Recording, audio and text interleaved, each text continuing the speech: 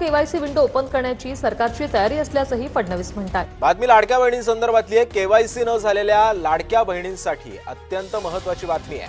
ज्यांची केवायसी बाकी आहे त्यांना पुन्हा संधी देण्यास सरकारची तयारी आहे।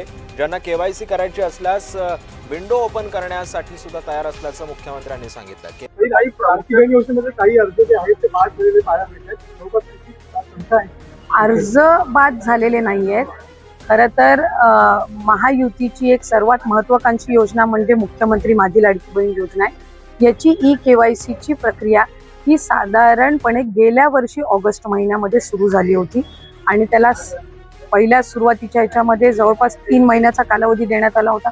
मग वाढवून आणखीन 2 महिने दिला, आणखीन 2 महिने त्याच्यामध्ये वाढ झाली आणि असा 8-10 महिन्यांचा कालावधी हा ई-केवायसी साठी दिला होता। आणि ही ई-केवायसी प्रक्रिया ही फक्त ह्या लाडकी बहीण योजनेमध्ये नाहीये, तर ज्या राज्याच्या डायरेक्ट बँक ट्रान्सफरच्या योजना आहेत म्हणजे डीबीटीच्या योजना आहेत, ह्या सगळ्यांमध्ये ई-केवायसी प्रक्रिया केली जात असते। आणि हा जो 80 लाखाचा आकडा आहे हा फक्त ई-केवायसीचा नाही, त्यात ई-केवायसीचे काही महिला असतील ज्यांनी ई-केवायसी केलेली नसेल इतक्या मुदतीत सुद्धा तेही आहेत। काही आम्हाला गेल्या 10-10.5 महिन्यापासून आम्ही एक IT विभागाचा म्हणजे इन्कम टॅक्सचा आम्ही जो आकडा ज्यांचं उत्पन्न 2.5 लाखापेक्षा जास्ती आहे हा डेटा जो आहे हा आम्ही त्या ठिकाणी मागवलेला होता। त्याला साधारणपणे 10-11 महिन्याचा कालावधी गेला, तर त्या जवळपास एक 11-11.5-12 लाख हा तो डेटा याच्यामध्ये 80 लाखामध्ये समावेश आहे। याच्यात 4.5-5 लाख अशा महिला आहेत ज्या 65 वयोगटाच्या पुढे गेलेल्या आहेत, जे वयाचा निकष आहे तर त्यामध्ये असतील। त्याच्यानंतर याच्यात सरकारी कर्मचारी ज्यांनी लाभ घेतला होता ते काही हजारांमध्ये होते, 14,000-14,500 हजार असतील। त्यांच्याकडून वसुली जी आहे ही गेल्या 8 महिन्यापासूनच सुरू आहे, त्याच्यामुळे ते याच्यामध्ये आहेत। तर अशा पद्धतीनं काही नमो शेतकरीचे आहेत जे नमो शेतकरीचाही लाभ घेत होते, याचाही घेत होते, तर अशा पद्धतीनं ते साधारणपणे हा आकडा आहे। याच्यात सुद्धा काही आमच्याकडे ज्या लाभार्थी महिला आहेत त्यांनी विनंती केलेली आहे की त्यांनी ई-केवायसी करून सुद्धा त्यांना लाभ हा बंद झालेला आहे।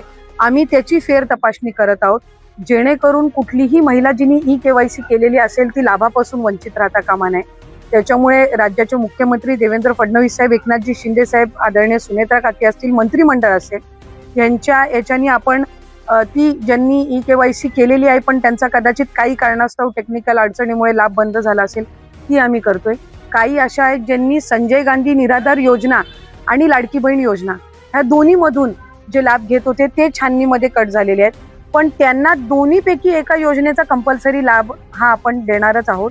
त्याच्यामुळे जे अशा बाय डिफॉल्ट दोन्हीकडे लाभ घेत होते आणि दोन्हीकडनं त्यांची नावं कट झालेली आहेत, त्यांना दोन्हीपैकी एका योजनेमध्ये तरी 100% त्याचा शासकीय ह्या योजनांचा लाभ हा मिळणार आहे। काही RTOच्या संदर्भामध्ये तक्रारी केलेल्या आहेत, यातल्या 80 लाखामधल्या जवळपास 3-3.25 लाख हे RTOचे आहेत ज्यांचे वाहनं आहेत पण ते लाभ घेत होते। हा एक 6-8 महिन्यापासून डेटा मिळालेला आहे, असा कन्सॉलिडेट करून आहे।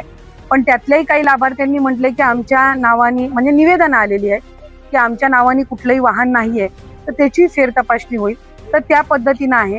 आणि साधारणपणे ज्यांनी ई-केवायसी चुकवलेली होती त्यांना ती मुदत ही देण्यात आलेली होती दुरुस्ती करण्याची।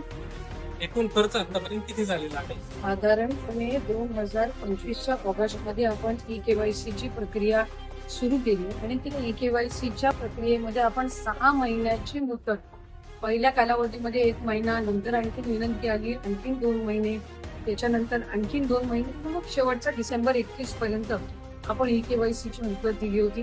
त्यानंतर सुद्धा ज्यांनी ई-केवायसी 31 डिसेंबर पर्यंत केलेली आहे पण त्यांच्या ई-केवायसी मध्ये काही त्रुटी राहिलेल्या आहेत, आपण त्यांना सुद्धा ते दुरुस्त करण्याच्या दृष्टिकोनातून एप्रिल महिन्यापर्यंत त्यांना संधी दिली आणि 31 ई-केवायसी ची प्रोसिजर साधारणपणे न केलेल्या महिला जवळपास 60 लाखापेक्षा अधिक आहेत ज्यांनी कधीच ई-केवायसी ही या योजनेअंतर्गत केलीच नाही।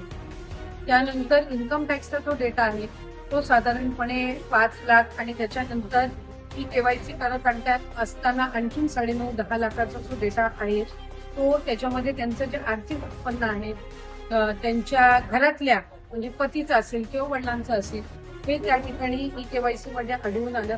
अशी साधारणपणे एक 14-15 लाखाची त्या ठिकाणी संख्या आहे, ज्यांच्याकडे वाहनं होती आणि वाहनांमुळे त्या ठिकाणी त्यांनी अर्ज भरलेले होते, पण तरी वाहनं त्यांच्या नावाने असल्यामुळे असा काही 4.5-5 लाखाचा डेटा आहे.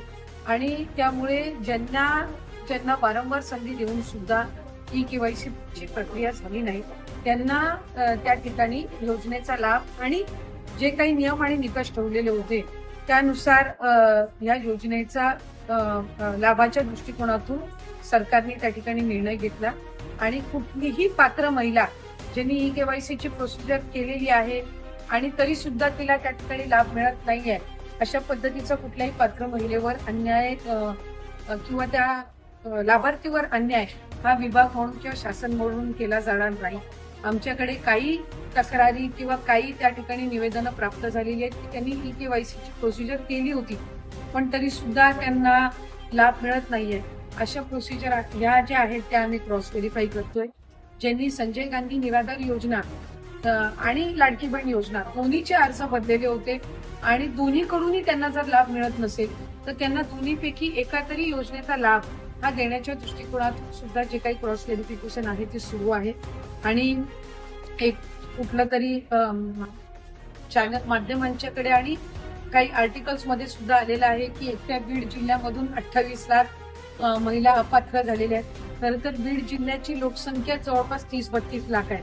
तर त्याच्यातल्या 30-32 लाख लोकसंख्या असलेल्या मधले 28 लाख हे कसे काय अपात्र होऊ शकतात. त्यामुळे कुठे ना कुठेतरी जी काही बातमी आहे किंवा जो काही डेटा आहे त्याच्यामध्ये काही तथ्य नाही.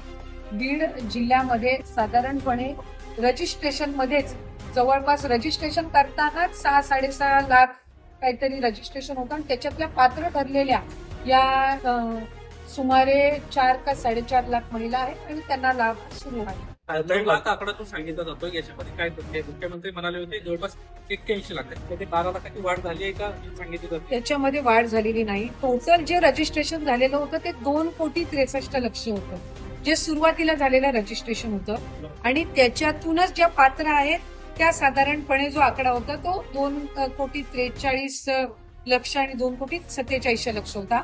हे टोटल जे रजिस्ट्रेशन आहे ते जर आपण धरलं आणि हा आता जो लाभार्थ्यांचा जो फायनल आकडा धरला तो हा टोटल मिळून हा साधारणपणे तो आकडा जो आहे तो 90-92 लाखापर्यंत जातो. पण टोटल रजिस्ट्रेशन 2,63,00,000 होतं. त्याच्यातले कदाचित म्हणजे त्याची नोंद धरून कदाचित हा डेटा येत असेल.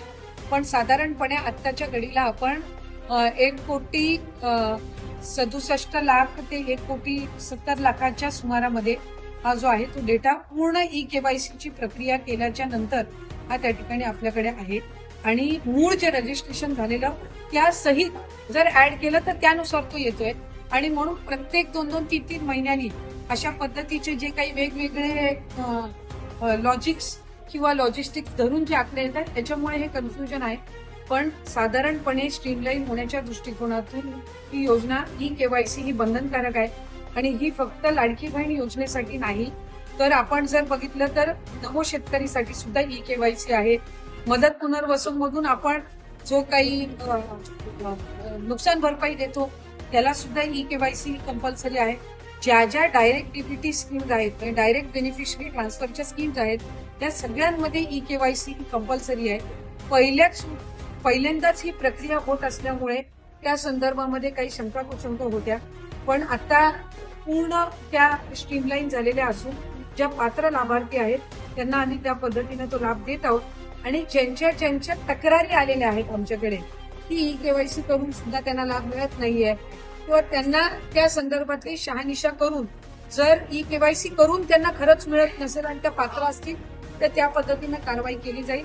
पण ई-केवायसी करून सुद्धा जर या दुसऱ्या म्हणजे समजा त्यांची वाहनं असेल किंवा इन्कम टॅक्सच्या याच्यामध्ये ते बसत नसतील किंवा दुसऱ्या कुठल्या स्कीम मध्ये ते कुठला लाभ घेत असतील आणि त्या कारणाने असेल तर स्वाभाविकरित्या त्यांना ज्या दुसऱ्या स्कीमचा लाभ सुरू जाईल. पण लाडकी बहीणचा त्यांना त्या पद्धतीनं तो लाभ काही पुढे कंटिन्यू करतो. आतापर्यंत किती रक्कम जी आहे ती महिलांना गेलेली आहे, एक्झॅक्ट आकडा किती आहे ज्या बाद झाल्या आहे आतापर्यंत? अपात्र महिलांची आतापर्यंतची संख्या किती आहे?